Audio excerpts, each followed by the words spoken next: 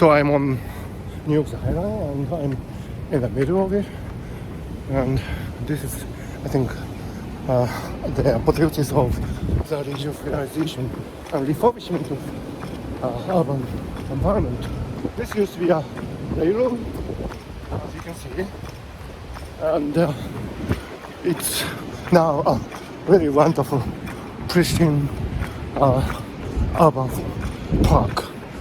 And I've been running here for some distance, and this is actually very beautiful. I mean, look at how carefully the plants are arranged. It is quite contemporary design principles, not so artistic, well, not so geometrical, but it's kind of a juxtaposition of carefully planned geometry and nature's tendency to grow out of order.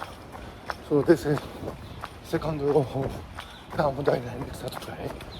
Of course, it's not only the human hands that are reducing the entropy. The plants are absorbing sunlight, forming their own form, and that's how they stay away from total thermal equilibrium, which would not be very interesting. But when I come here, I'm reminded of the Japanese concept of teire, which is very much related to the concept of Satoyama.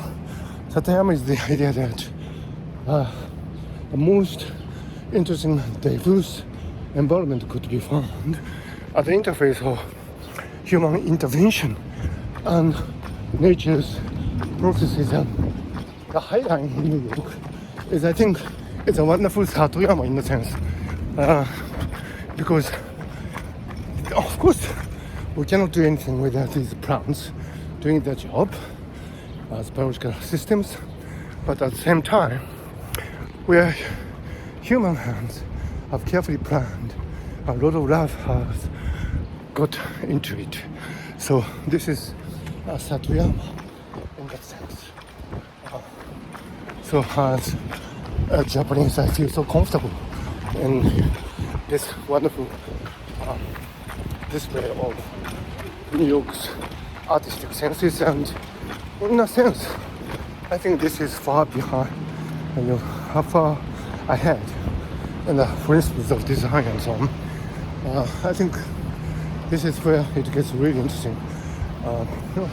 We can look at all these wonderful urban architecture, and they actually function as a kind of a picture frame to this High Line park, because of the existence of these artificial structures, the beauty of the plants are enhanced in a perception, and that's the beauty of this park. That's the genius behind it.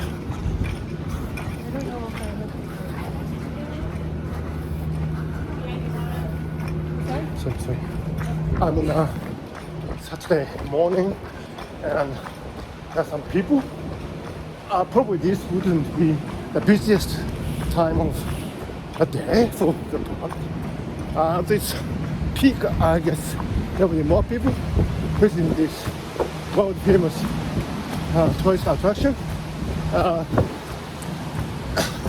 It's really rewarding to think that humankind has come to this, to appreciate the coexistence of nature and art. Here, art referring to the general artistic, manually maintained environment. Here we have some shops and cafes. It's still early in the morning, so there are not so many people. But during the day, at peak times, I'm sure there would be many people.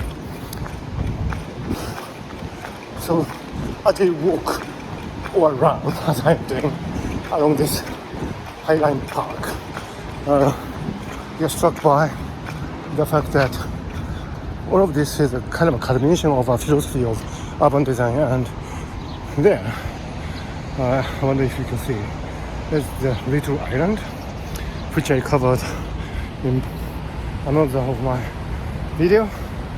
That's a newly planned artificial island. But there again, we have this coexistence of nature and art. So I also appreciate the very diverse designs. Look at this. This couch here is resting on the. This is a traveling couch. I wonder what the pigeons. Yeah, I see pigeons occasionally here and there. I wonder what the pigeons would have thought about these things. This idea of traveling couch. Anyway, it's so beautiful. It says a mindful walk. I agree with that. This is where you can exercise your mindfulness if you are not talking constantly like I am doing.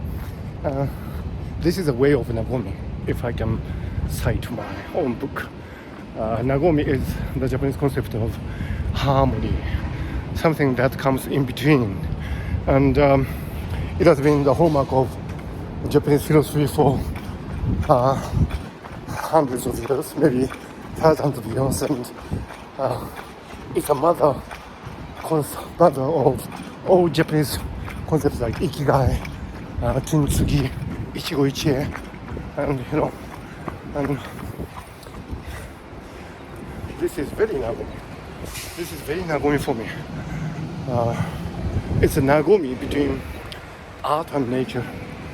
It's a nagomi between the urban environment and the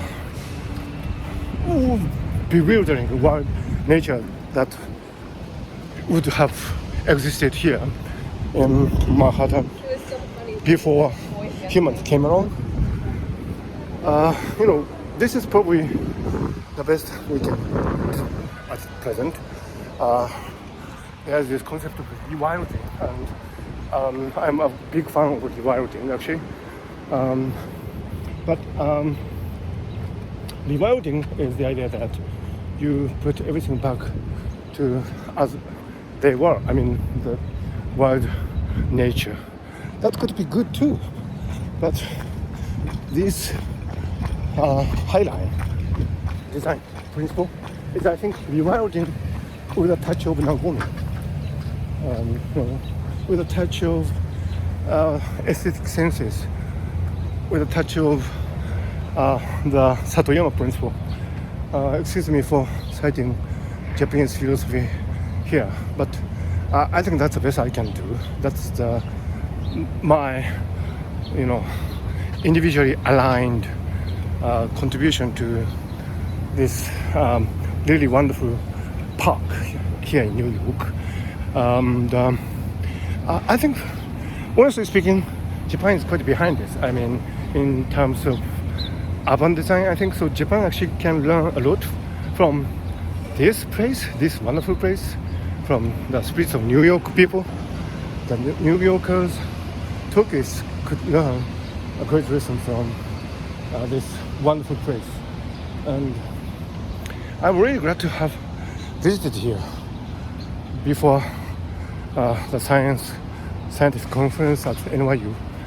I probably will be late for the session of Thomas Nagel, who discussed what it is like to be a bat. Well, I don't know if a bat flies over the High Line, but certainly I've seen little birds, and I see a bee here. They are appreciating the nature that has come back to this area. There's another bee here. Look at this. It's so beautiful. We can design this park, but we cannot design a bee, at least for the foreseeable future. And probably we should never try to design a bee. What we should do is probably to achieve nagomi structure, nagomi state of mind with nature. And here, at New York's Highland Park, you see a vision of the future. And I'm really happy to have shared it with you. So see you along. Oh, there's no exit here. How stupid of me. I have come too far. Okay. Probably I have been enchanted by the magic of the High Line.